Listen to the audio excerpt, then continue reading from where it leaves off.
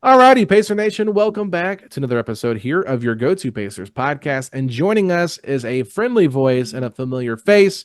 It is Jeremiah Johnson. JJ, thanks so much for coming back on. How are you doing?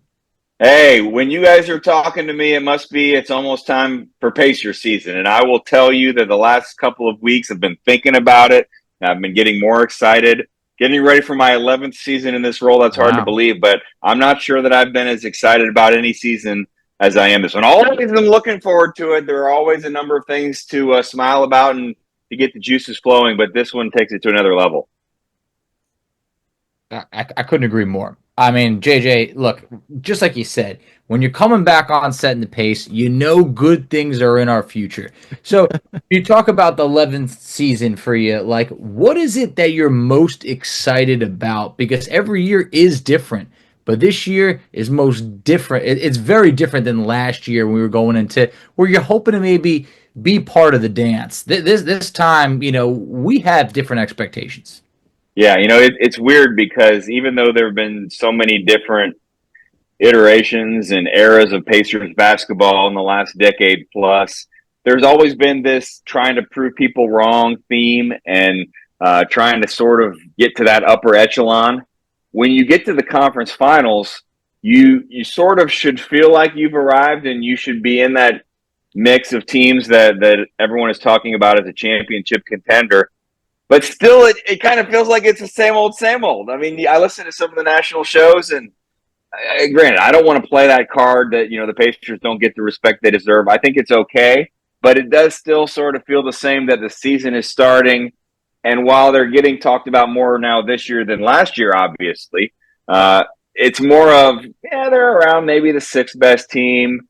It does feel like the tiers of the Eastern Conference are pretty well set, and after the top four or the top three or four, then you're lumping Cleveland, Orlando, and Indiana in that same category. And most people seem to be putting Orlando and Cleveland ahead of the Pacers, and I guess that's all right. So you think that the conference finalists should be automatically getting a little more respect and attention? In some ways, it just sort of feels like it's just like any other year. I would love to go back and listen to how teams were, or I should say, analysts were talking about the Atlanta Hawks when they made their run to the Eastern Conference Finals, because I feel like there was a lot of love for what Trae Young. Oh, this is the next iteration of like a great Eastern Conference team, and they kind of fell back where Indiana's getting the opposite. And I think they're using Atlanta as an example, saying, okay, we saw this kind of like a flash in the pan type Eastern Conference Finals run, but I feel like this Pacers team is built so much differently than that Atlanta Hawks team where, we just did our standings predictions here, JJ, last week on the podcast, and Facci had the Pacers finishing fifth, but I went as high as the 2 seed in the Eastern Conference because I have them winning 51 games this year. I think they're going to jump up 4 more wins from last season. And I think a lot of that has to do with just that chip on their shoulder to prove everybody wrong and say, you know what, last year wasn't a flash in the pan. We are a top team in the Eastern Conference, and our depth is our strength. I will be interested to hear what the players think. The first week at media day, whether they're willing to come out and give stated goals. I can remember, maybe it was the 20. I don't remember which season it was for sure. You think back to, the goal was to be the number one seed in that second conference finals team, 2013-14.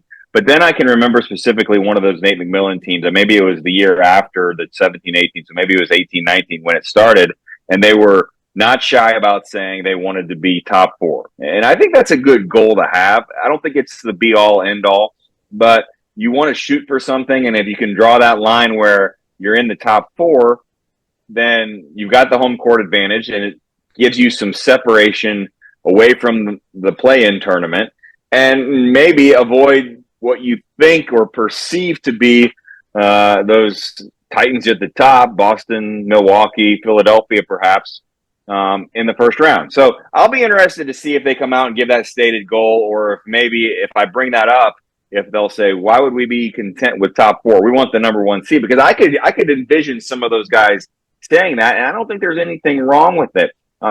Much like you, I think that we sometimes maybe we overplay the chip on the shoulder and prove people wrong, but it's a real thing, and I don't think there's anything wrong with having some of that motivation.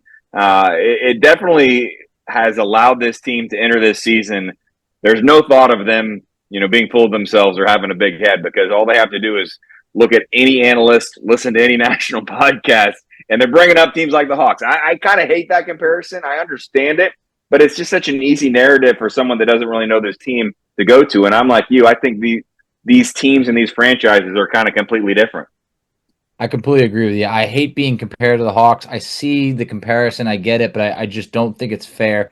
But JJ, we're in this time where it's like basketball starting up, but for like a month or two, there's just like that tumbleweed blowing around in the wind, nothing going on from a basketball standpoint. But there was something about seeing Siakam getting the boys together earlier this month and having that almost like a little training camp. That really got a lot of the fan base fired up because it's everything we didn't have going into last year. You have Pascal Siakam now going into training camp with this group, coming off of the run that they made. I mean, does it feel like maybe the chemistry is at perhaps an all-time high, and this could be a team that hits the ground running from day one? Yeah, you saw the impact that Pascal Siakam made during those playoff series when they had those tough moments. And that's for someone that joined the team in January. So I'm really looking forward to the full season of Pascal Siakam. Seeing him in training camp, seeing those videos did get me excited, even though we probably can't grab those clips and re-air them on the pregame show because, they were just for behind closed doors kind of. I mean, maybe it wasn't the TV language, but it was language that you're fine with if you're a Pacers fan because you could tell how much he wasn't putting on a show. He was really trying to get a point across. And as you mentioned, he was intense in early September when it doesn't really matter, but he's trying to kind of get, that mindset established now. And I think with he and Tyrese, Myles, there's a lot of leaders on this team, but I think that, and when talking to some of the Toronto people, Pascal Siakam maybe was a little more in the shadows in Toronto. I think he likes this opportunity to be not the old man, but the vet, the guy that has the championship ring, the one with the wisdom to pass along to the youngsters, and to be able to do that in September and then now into training camp and then to start this season. He's someone I'm going to be watching from night one, just how he carries himself and also how he plays on the court. I mean, with having Pascal for the entirety of the season versus half of the season, how do you think that will impact this team's overall success, knowing that they have a solidified, probably starting group for, the majority of the season? Yeah. I was a little curious as I watched Pascal in January and February if he was the perfect four with this team, with Tyrese Halliburton and with the style they want to play. And then you hear him talk in some of those videos that Facci mentioned. And then I asked Chad Buchanan about it today, and I'm fascinated by the pace that the Pacers want to play and the speed that they want to play. And it's kind of an easy storyline, and it's not a new one. But it's the fact that everybody really wants to play fast, and they want to play at this speed that it's almost like the football comparison. Football was going, maybe fast paced, but then the St. Louis Rams just took it to another level. And so if you bring it back around, yeah, the Raptors tried some gimmick stuff. They played some full court trapping. They did some different things at times with Pascal Siakam. But there's no way he could have been prepared for the style that the Pacers played with. And you know what? He embraced it. He likes it, and he's adjusting, and he trained this offseason so he could fit in with the way that the Pacers play. And so I do feel strongly now that he's a fit on the court, off the court. Stylistically, he can be the perfect guy alongside Tyrese Halliburton and Myles Turner. Let's say those are your three core pieces, your big three, if you will, to start this season. It does feel like they complement each other well. And it can't be easy to be a guy that's kind of been there and done that and had his whole career with the same organization and then just jump in and say, by the way, you haven't really trained to play Pacers pace, but you got to go do it and learn the offense and learn your teammates. And so you're going to see the best version of Pascal Siakam, I think, this season. I strongly believe it, and I can't wait for it. But, coming into last year, there's so many questions about the defense. And I really feel like they emphasized that all in training camp. and then we just didn't see it pay off early on. This was a Pacers team that we even set the bar pretty low. I don't know if you could say, could you be a top 25 defense? I think you say, could you just not be last? But coming into this year, we saw the improvements month over month from last season. That entering this season, do we think the Pacers could at least be a middle of the pack defensive unit, maybe anywhere between 15 to 20? Doesn't sound like we're asking for much, but it could go a long way. Well, schedule can impact performance. And so, there's two ways to look at the start of the season. I think it's an incredibly difficult schedule to start with. Number of road games, the number of playoff teams, the number of teams with championship aspirations. However, even with that in mind, you want to see this team start defensively the way they basically played in the second half and then make the improvements from there. If they start out the first month or two, and you have to go back and you have to consider they really did try some different schemes and styles and just basically change their principles going into last season. And so this is not to make excuses for them, and they also had different players. I mean, love Buddy Hield, but he's not really a defensive player. You saw what they did around Christmas time, even when they went to that bigger lineup and they just said, we can't just rely on outscoring teams, even though they made that run in the in-season tournament. And so the way I want to see this season start is it not be the punchline, it not be what everyone is talking about the Pacers of, oh, yeah, they have a great offense, but they have the worst defense. Can they start the season where they finished last season? And that's a pretty large sample size. I mean, let's just say you can put in your parameters, your search into Basketball Reference or NBA stats, and you can say, you could do the Christmas search. You could do it even February 1, and you're going to see, anywhere from 18 to 20, 21. And if you can start at least there, and then you build on that as the season goes along, I do think middle of the pack is possible. But I also think, and this isn't to put it, any undue pressure on him, but he's the franchise. A lot of it starts with Tyrese Halliburton. He's got to be a little bit better at sort of keeping his guy out of the paint because sometimes there's a trickle-down effect. So if he can make some strides defensively, everyone else can make that scheme that Jim Boylan, Jenny Busick, and company are trying to implement. It's more second nature now. There's no reason why they can't be a better team, and it's not too much to ask for, I don't think, to be middle of the pack. Yeah, and a couple things just to kind of piggyback off that, in my opinion, it's just the lineup that they went to with the playoffs was more of a defensive-minded team and lineup with Nesmith, Nembhard, Siakam, Turner, and obviously Halliburton's out there, but he's never going to be your best defensive option at point guard, but still, with the other four, it's nice to have those guys before. You had Obi Toppin, Buddy Hield, Bruce Brown, guys that, just didn't have that same level of impact on the defensive end.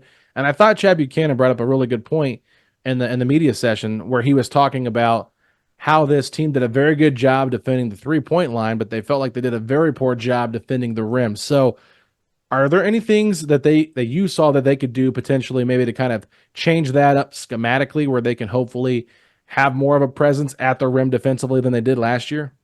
It's weird because I go back to, some of the Dan Burke-led teams, and they didn't want to gamble. They wanted to be solid. But there were times where you did see them want to funnel their player to Myles Turner, and that allowed him to block more shots and be more of that rim protector.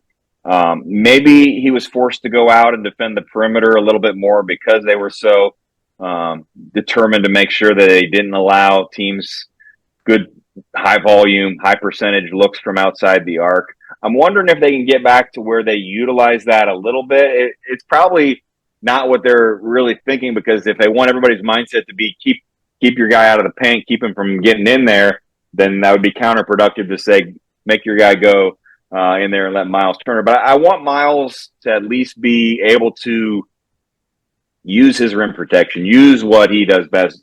To borrow Rick Carlisle's words, he's one of the best in the world in what he does, and that is rim protection. And so is there this way that you can protect the perimeter, but at times, if Myles is there, and that's maybe communication, get him in a position where maybe he can, block a few more shots.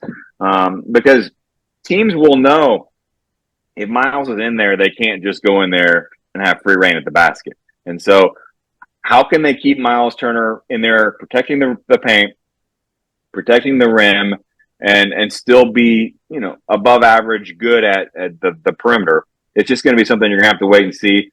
scoring is a priority in the NBA. It's hard to stop people. But if you can, improve on 5 or 6 possessions a game, that can be the difference in a win or loss. No, it really could. And you know what? It goes back to rebounding, right? I mean, Yeah, defense and rebounding, they go hand in hand. That's, to me, maybe the biggest thing that you could just say they can improve defensively if they can close out some of those possessions.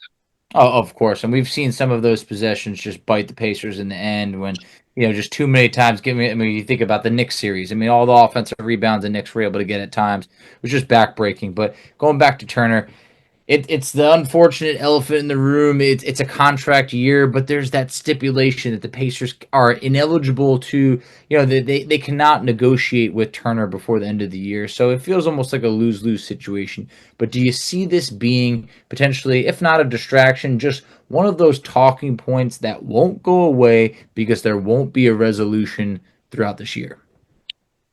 I think back to, I guess it's just 2 seasons ago now, when he started the year with the uncertainty and went on the Woj pod in Brooklyn.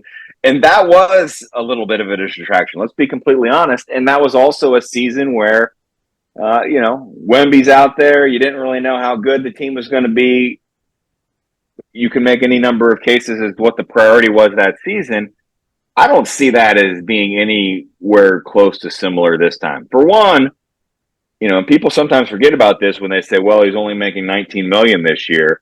He got almost $40 million for that one season when they were able to, do some shenanigans with the salary cap because it was allowed back then and take advantage of that extra space. And so, think about the 3 years that he's been on, that season I mentioned, last season and this season coming up.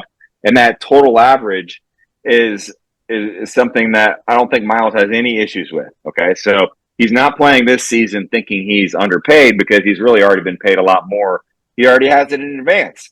And the second thing is he knew when he signed that contract that this would be the case this season. So can't be mad at anyone. It seemed like he was pretty happy about that then.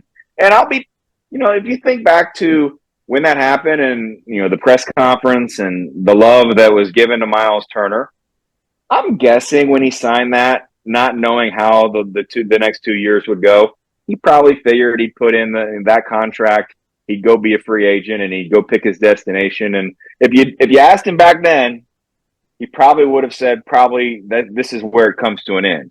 Well, then the last 2 years did happen, and then you see how well he played with this system with Rick Carlisle and the fit that he's continued to show as being the lone center, which he didn't have for a lot of his career. And I see no reason why you can't go into this offseason and think you've got as good a chance, if not better, than anyone else in the league to retain him. Not a lot of teams are just going to be sitting around in June with tons of salary cap space. I mean, you're still going to have to figure out ways to fit him in. Now, I don't know about the whole, luxury tax and all that stuff because they are committing a number of pennies to a number of players, and it may not all fit. I don't know, but everything you heard from Chad Buchanan before the start of the season, I just feel like you'll hear Myles say all the right things, and it won't be just lip service when training camp starts. And I just don't think it's going to be that big distraction because no one's at fault. There's nothing you can do about it except go play your best. And if Myles plays his best, it'll just make him more money. And if he plays his best and the Pacers play well, why would they want to change anything up? And so it's good for him. He'll have his full free agency. He'll be able to do what he wants at that point. But I don't see it being a big talking point as the season moves along. I completely agree. I think that the fact that there isn't not a possibility of an extension right now, it does make it simpler. And I think that he's going to be like, okay, I want to get paid a lot of money, so let me go out there and have the best year that I possibly can have. And he's at the peak of his career as well right now in that prime age. So it does make a lot of sense to me while I can see him, having a really great season. And you mentioned there's not a lot of teams out there in the NBA that are going to have cap space to throw $29-30 million at him that could lure him away, unless you're talking about a trade down the road, which obviously that's a different day, a topic for a different day. But I'm really excited to see what Myles can do because I think that Pascal single-handedly saying like him and Kevin Durant were the 2 players he wanted to get traded traded to play with. That to me, like it has to make you feel good if you're Myles Turner, right? If you're involved in a trade request from Pascal Siakam to play with someone like him or Kevin Durant because of the way they'll space the floor. But a guy that I'm very intrigued by this upcoming season. I think he could be the difference maker of how high this team's ceiling is Benedict Mathurin. Benedict Mathurin has so much potential to really be a force with this team, but at the same time, a lot of question marks with his fit, coming back from the injury, and just what overall he's going to do. But what are your thoughts on what they talked about, what they said about Benedict Mathurin today at the media coverage we were at, and then just maybe some stuff you've seen from his offseason workout? It's what you expected, but you almost can't take your eyes off of some of the videos and the pictures because you're just excited. And in the off season, I would say the two biggest questions I got when I'd be out in the community or I'd be at the grocery store or a restaurant and someone wanted to ask me, the first was, are you doing anything with the fever? And can you tell me about Caitlin Clark? And the second is, boy, it's going to be great to get Benedict Mathurin back. I mean, he's kind of that captivating player, and I knew exactly where you were going to go with the question and who you'd be talking about. And this is someone, and I already read Dustin's, his recap from the media availability in the Indy Star, and I wasn't thinking that was the big story of the day, but the words about him, it being fine if he comes off the bench and not being a big deal. And that's what I've said to a few people that have asked me, do you think he'll start? And unlike a year ago where I felt like it was a big deal to him to get starting, and it was probably a big deal to the franchise, as Dustin, accurately wrote in his article, I don't know that it's going to matter to him. And he just seems to be a different person in sort of the interactions. I'll be perfectly honest. As a rookie and a part of last season, I wanted to see him be buddies with more people. He was just kind of kept to himself a lot, whether it was in the gym or in the practice court or just, when you'd see him away. And I just felt like him being injured, it allowed him to be a better teammate. It allowed him to be a better friend. It allowed him to see the game a little bit differently.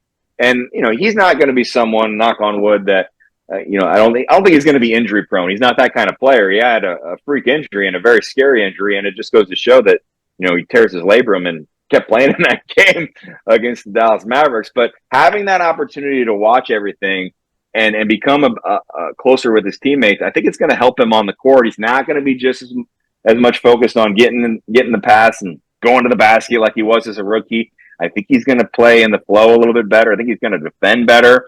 And he can do things that not many other people on that team or in the Eastern Conference can do. And so no one wants to talk about the injuries that the Pacers had in the playoffs. They all want to bring up the Knicks. They all want to talk about the Bucks and say, well, the only reason the Pacers won, you had a hobbled, not 100% point guard star in Tyrese Halliburton, and you didn't have Benedict Mathurin, who's one of your best offensive players. And so, you still got to the Eastern Conference Finals. And just a couple of those games, imagine if he's on the court when you needed a basket. So it's going to be fun to watch him. I'm as excited about watching him in year 3 as I was in his rookie season.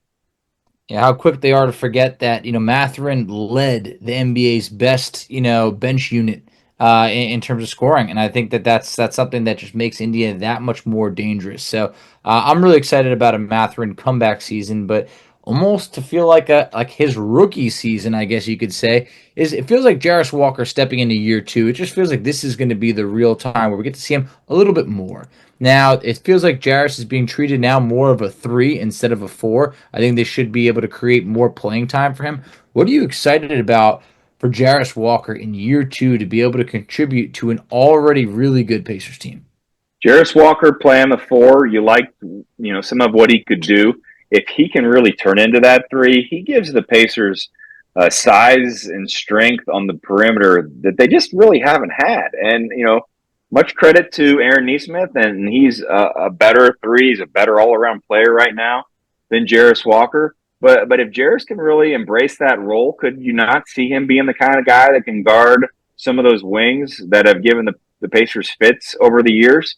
He's not there yet, but I like the move, and you pretty much started to think in that direction when they made it a priority to bring back Obi Toppin. You're not going to do that and not have Obi in the rotation. So that only leaves you a couple options. Now, one that I could still envision happening depending upon the matchups is, what did you see in the playoffs? You saw some small ball second units where Obi Toppin was the 5, or maybe Pascal Siakam came in at the 5. But let's just say you've got Obi running some 5 in the second unit, or maybe he got in earlier and it's Pascal at the 5 and Obi's not in, and then Jarus is at the 4.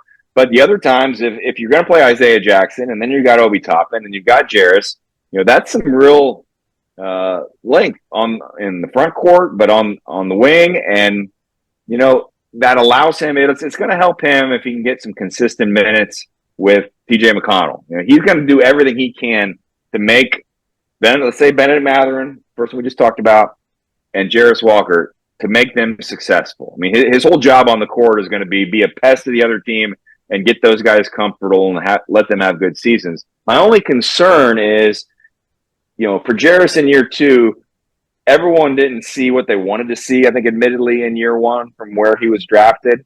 And part of that was just, the team was a lot better team than most players when you get drafted number 6 or 7 or 8, wherever it was. You go a team where they're maybe not going to be as competitive. So the situation wasn't as easy to earn minutes.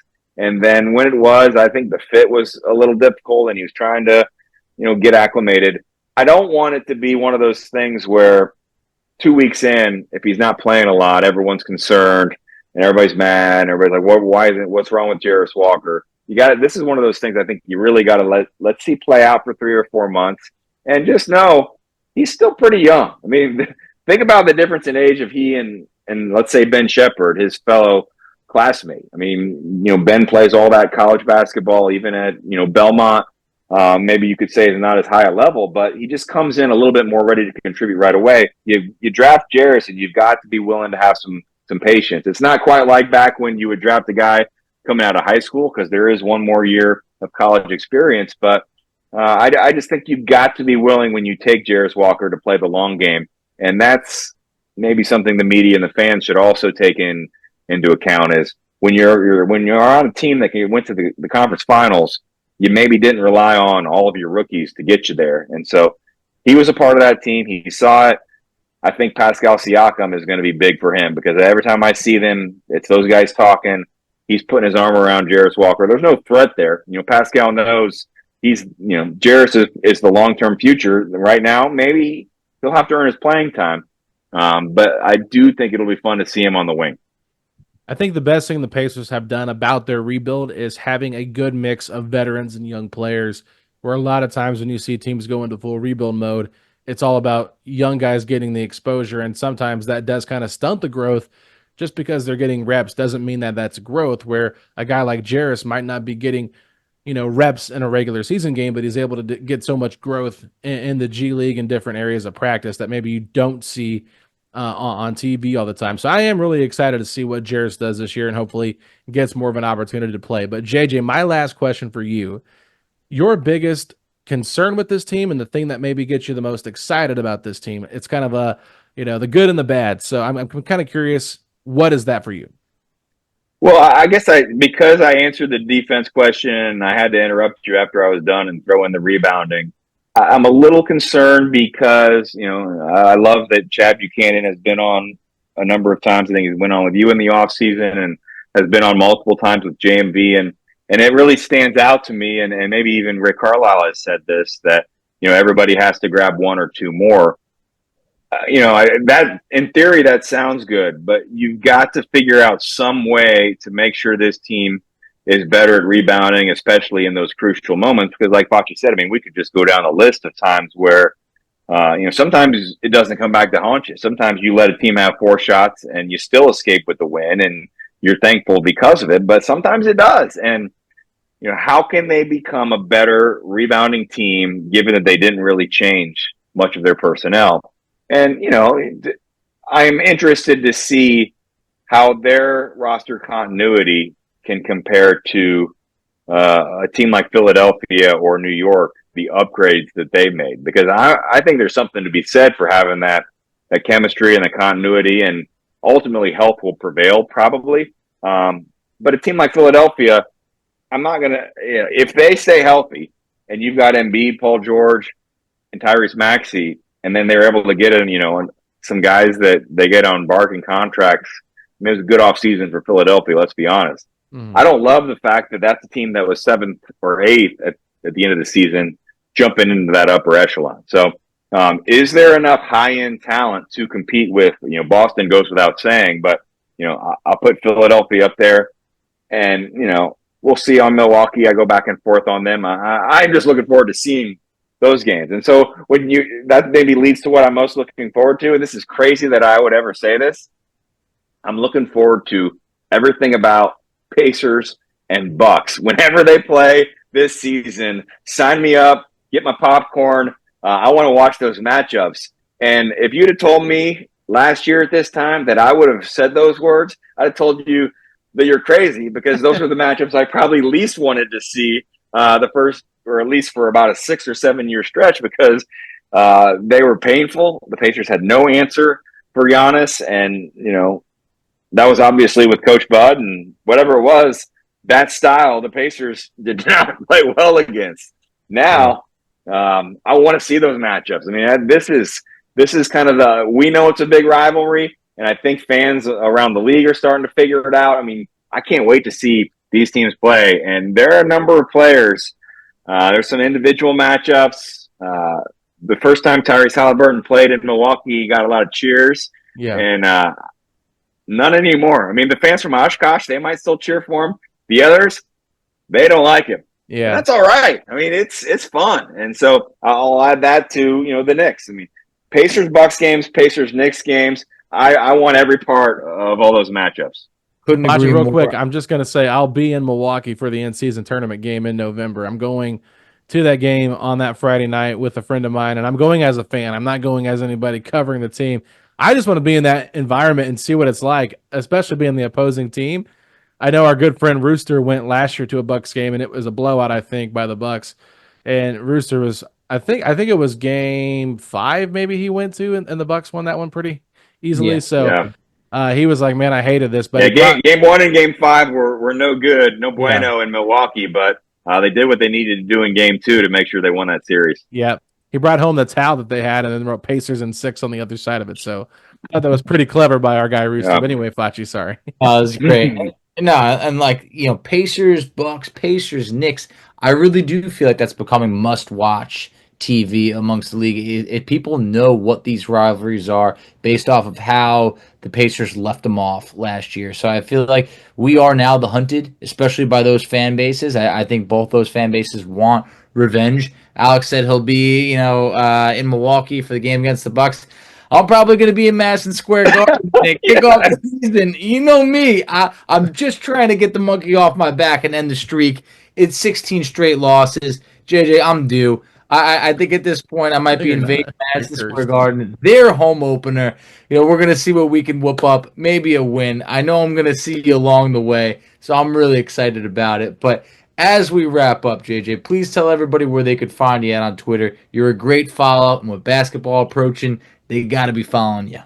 Yeah, I'll definitely get it going a little more active than I was in the summer. So at Pacers JJ, Instagram as well, and we'll be back with the sideline guys. I don't know that any changes are in store for that, so we should be out every Wednesday with Pat Boylan, and maybe some surprises coming up. Who knows? But a lot of what you saw last season, hopefully, it'll just be continuity on the broadcast side of things as well, and we appreciate all the fans. I know there's been some, challenging times, for some to watch, but, if you watched last year, you should hopefully be able to watch in the same ways, and hopefully as we get closer to the season, there'll be some more information also come out about that.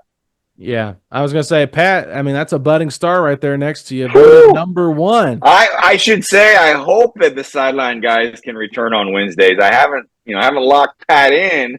He sort of hosts, he kind of, steers the ship for that show. But I think he's off this week. So he's, because they're not broadcasting the FIBA playoff games, although I'm sure he'll probably be back on Friday. So hopefully he gets a little bit of rest, and hopefully he'll be willing to stoop to my level and do the meager weekly podcast, because he is, my one thought is that I should probably try to just be Pat Boylan's agent. That'd be my best career move at this point. Oh, hey, JJ, we miss seeing you on the TV. Always great having you on our show. We really appreciate it, and we look forward to having you back again once the season's upon us. All right, looking forward to it. Thanks, guys. See ya. Setting the pace, going to the top. Setting the pace, going to the top. This is your #1 podcast.